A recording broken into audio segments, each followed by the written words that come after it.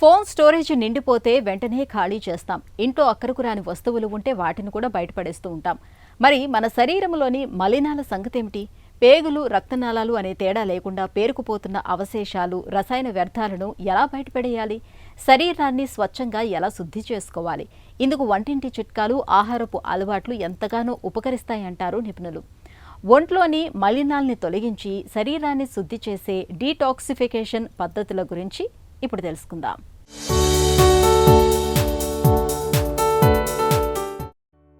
ఇవాళ మనలో చాలామందికి రోజు రకరకాల వంటలతో విందు భోజనాలు చేయటం అలవాటైంది. మాంసాహారమైతే మరీ ఎక్కువైంది.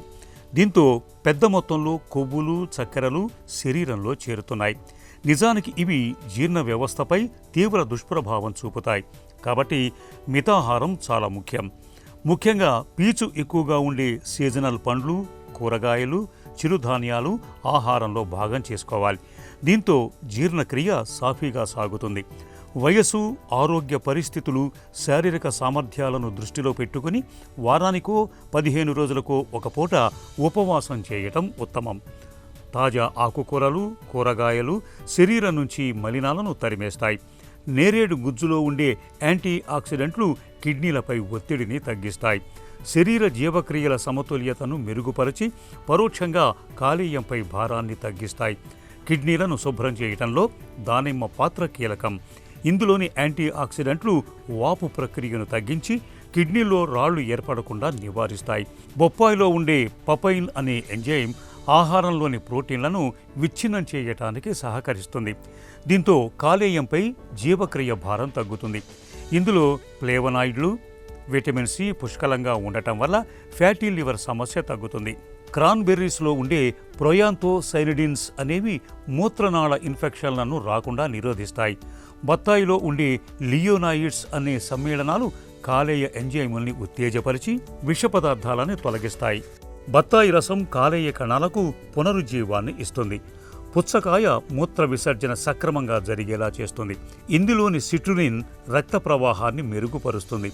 వంటింట్లో ఉండే తేనె, జీలకర్ర, దాల్చిన చెక్క, ధనియాలు, సొంఠి, మెంతులు వంటి పదార్థాలు శరీరంలోని మలినాలను తొలగించటంలో కీలకంగా పనిచేస్తాయని పలు ఆయుర్వేద పరిశోధనల్లో తేలింది.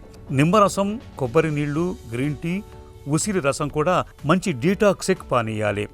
యాపిల్, బీట్రూట్, క్యారెట్ జ్యూసుల్ని తాగటం వల్ల కొవ్వు స్థాయి అదుపులో ఉంటుంది.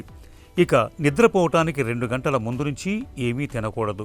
పంచదార, ఊరగాయ, ఉప్పు, కొవ్వులతో కూడిన ప్రాసెస్డ్ ఆహారం, ఆల్కహాల్, బాగా వేయించిన ఆహారం, శీతల పానీయాలకు దూరంగా ఉండాలి. అతిగా నీరు తాగటం, అసలు తాగకపోవటం రెండూ ప్రమాదమే. దాహం వేసిన వెంటనే నీళ్లు తాగాలి. దీంతో శరీరంలోని మలినాలు మూత్రం ద్వారా బయటకు వెళ్ళిపోతాయి. వ్యాయామం శరీరాన్ని డీటాక్స్ చేసే గొప్ప ప్రక్రియ.